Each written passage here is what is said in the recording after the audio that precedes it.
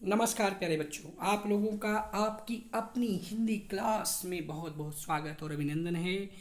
CBSE board के द्वारा निर्धारित लखनवी अंदाज नामक पाठ के अभ्यास कार्य का हम लोग अध्ययन करेंगे आज के इस चैप्टर में। तो आइए चलते हैं इसके पहले प्रश्न की ओर। पहला प्रश्न है, लेखक को नवाब साहब के किन हाव भाव से महसूस हुआ कि वे उनसे बातचीत करने के लिए तनिक भी उत्सुक नहीं है। तो इसका उत्तर होगा, जब लेखक दूसरे दर्जे के डिब्बे में चढ़ा तो वहां पर बैठे एक नवाब साहब के हाव भाव देखकर ऐसा लगा जैसे वह उस डिब्बे में अकेला ही सफर करना चाहते थे। लेखक का वहां आना उसे अच्छा नहीं लगा।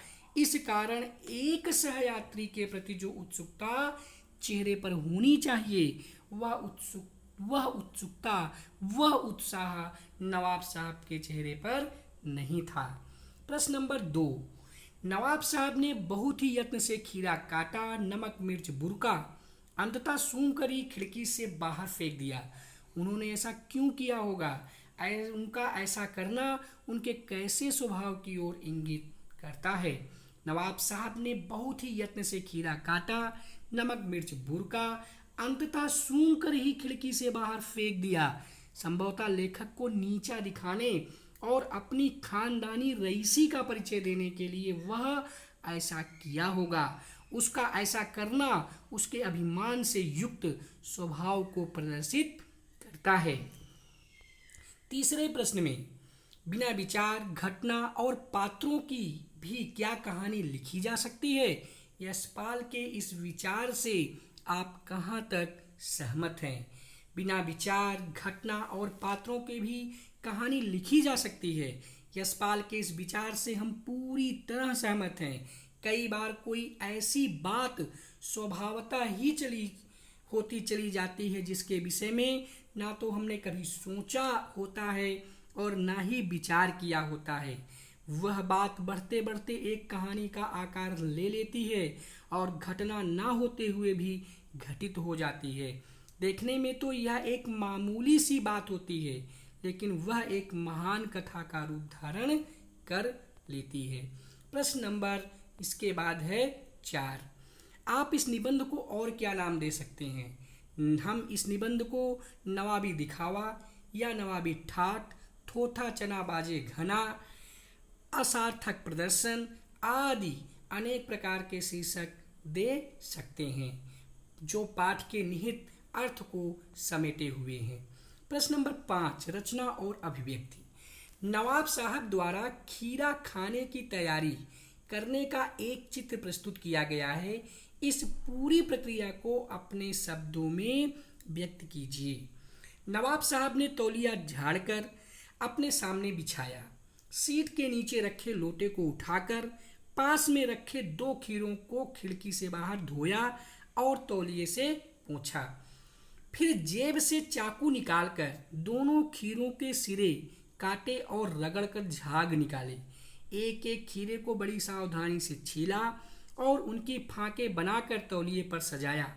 नवाब साहब ने उन फांकों पर जीरा मिला नमक और पिसी हुई लाल मिर्च बुरकी लगाया, जिन्हें देख नवाब साहब के मुंह में पानी आ गया।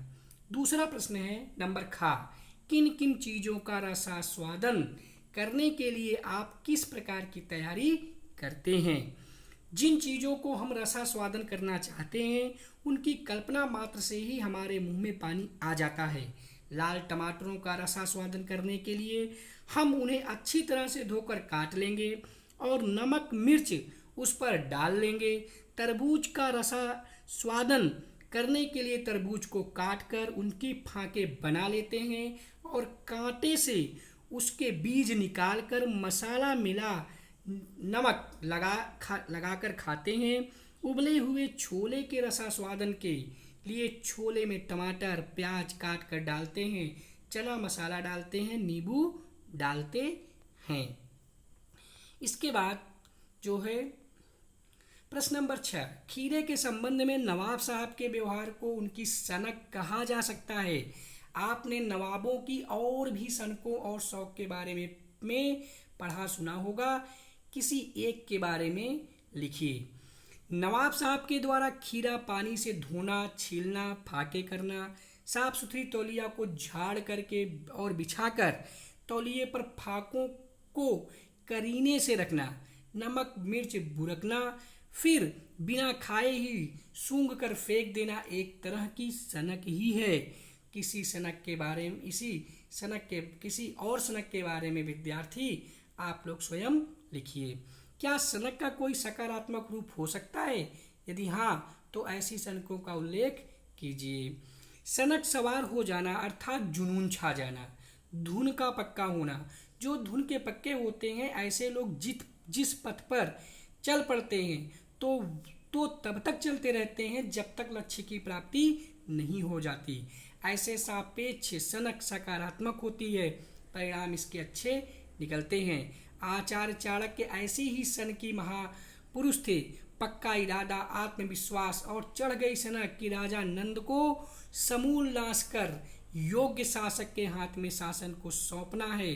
सनक के सामने संकटों से भरा मार्ग भी प्रशस्त जान पड़ता है। बड़ी बड़ी विपदाओं की चिंता किए बिना एक सामान्य बालक को ही सम्राट बनाने की ठान ली और वही होकर रहा जो चाणक्य चाहते थे। अतः सापेक्ष सनक के सुपरिणाम ही निकलते हैं। इस तरह से प्यारे बच्चों, हम सभी लोगों ने आज लखनवी अंदाज के अभ्यास कार्य का अध्ययन किया। आज के लिए बस इतना ही। जय तु भारतम, जय तु हिंदी। जय भारत, जय हिंदी। धन्यवाद।